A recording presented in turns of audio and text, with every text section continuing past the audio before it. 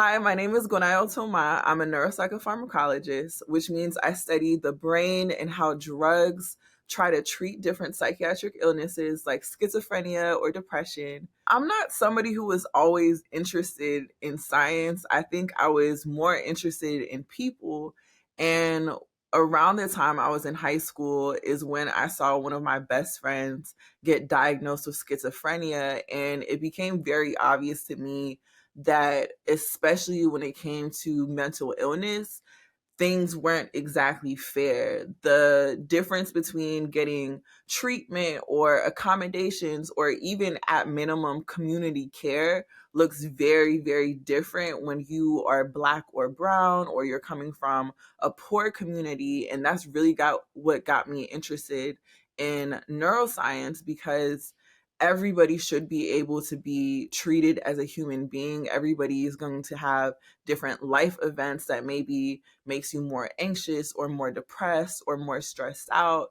And everything has these big drastic effects on our brain, but not everybody seems to get the same treatment when they're going through periods of mental illness. When we're thinking about treatments or accommodations or solutions that work, you want something that works for everybody. But right now, the limitation is it only works for a certain amount of the population.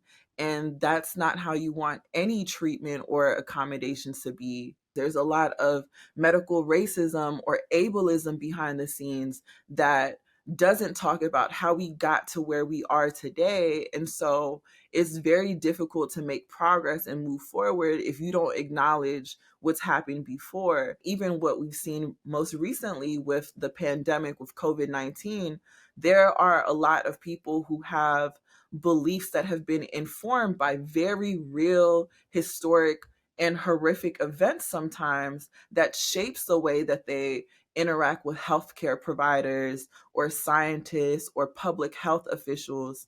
And you have to address that. You have to be willing to come to terms with what was done incorrectly or inappropriately and make amends so that you can try to progress to a better future. I am a co-founder of Black In Neuro. It is one of the things that is the most near and dear to my heart.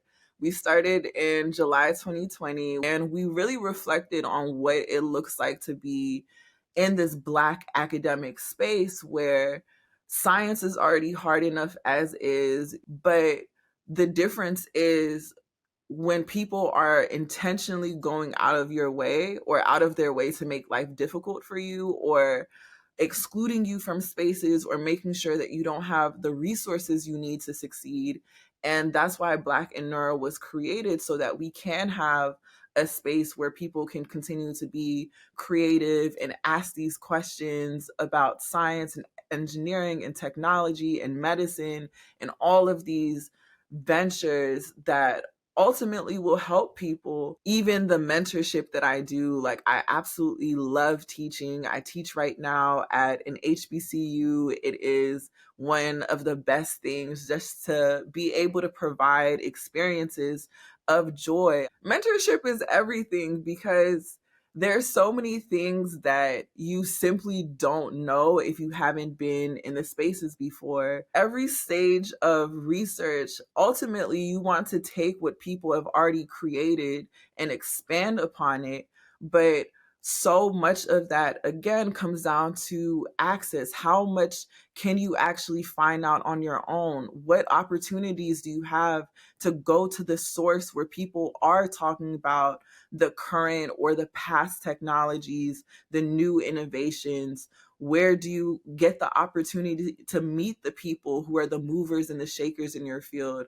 All of that comes down to mentorship, resources, opportunities, and again, just people believing in you enough to even vouch for you, to say you deserve to be in these spaces too. That is what keeps me going. And that's also what I want to provide for the future generation, of knowing that you can just come as you are and give them that same space to just be.